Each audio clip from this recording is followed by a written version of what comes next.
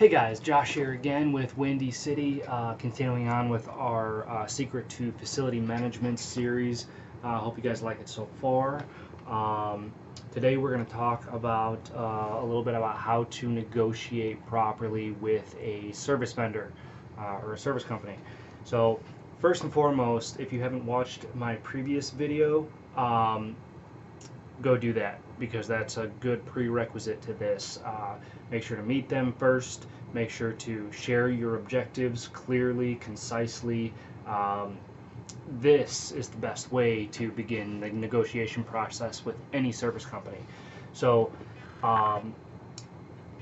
first and foremost, before you say or do anything else, you need to be upfront, honest, and genuine. Okay? There are too many shifty people in this world. There are too many people who think that you need to hide something. There's too many people that think that if they don't uh, uh, make something up or flex their muscles or whatever it may be, that they're going to get screwed over. And maybe it's a result of circumstance, maybe it's happened before, maybe I don't know. I don't know what the issue is, but there's this plague, if you will, in the industry that seems to almost prevent authenticity, and it's just wrong. I'm sorry, but it's stupid, and it doesn't make any sense. So be upfront, honest, and genuine first and foremost. Acknowledge that you understand. Okay, this is a good base. Acknowledge that you understand why they charge what they charge, and make it clear that no matter what happens in the negotiation process, that anything that you agree upon today will be reevaluated in another year or so. Okay, because really your first year as the facility manager for any given company is going to be your test run, right? It's going to be, can you deliver on the promises that you made in the interview process? So reevaluate after a year, and sit down again and make sure that this is communicated up front. All right. One good way to negotiate, say you're negotiating lower rates or lower prices or anything like that, is to offer an incentive to kind of counteract what you're taking away from a service company. So here, let me give you an example.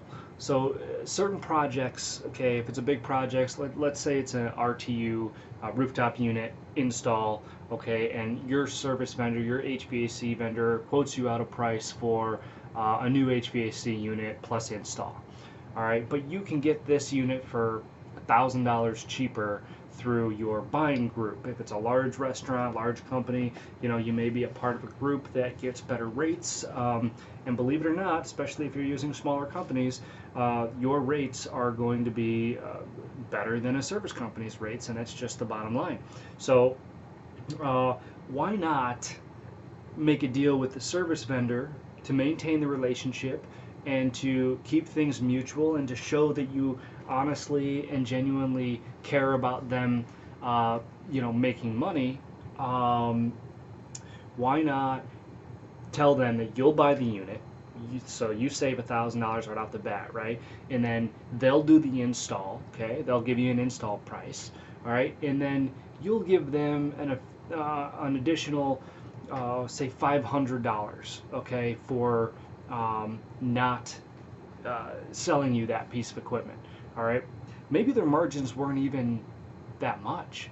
Maybe their margins were only going to be $350 or $400 on that unit, or less, So they see this as a win, right? Your service vendor sees this as okay, well, he really cares about my business, about me, about what I do, and you win, right? Because maybe you didn't save $1,000, but you sure as hell saved 500, okay? And that's better than not saving anything at all, right? So this is a good example of working together. This is a good example of being able to negotiate properly by showing that you can relate to to the company that you're working with.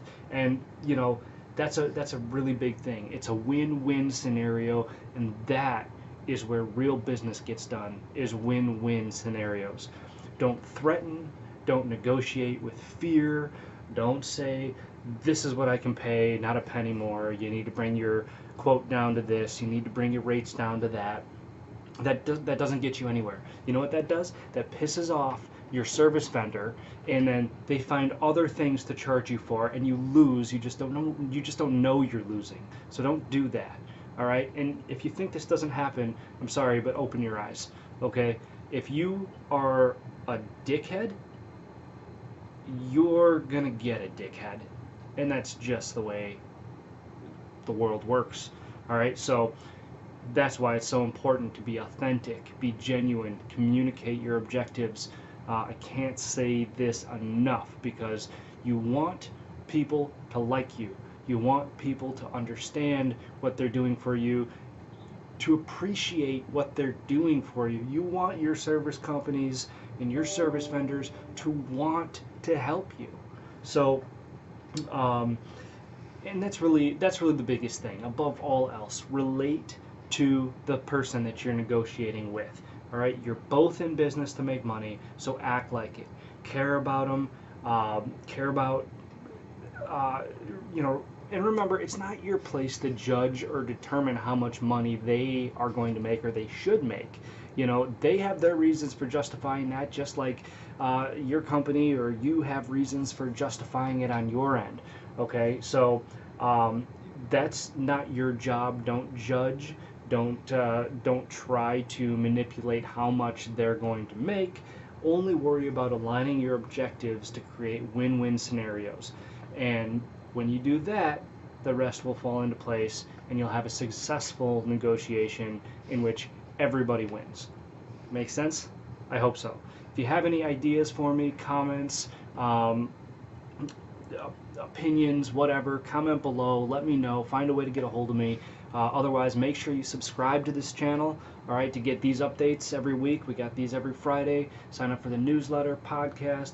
Find us on all the major social networks. You guys know the drill. Thank you so much for watching. We'll catch you next week.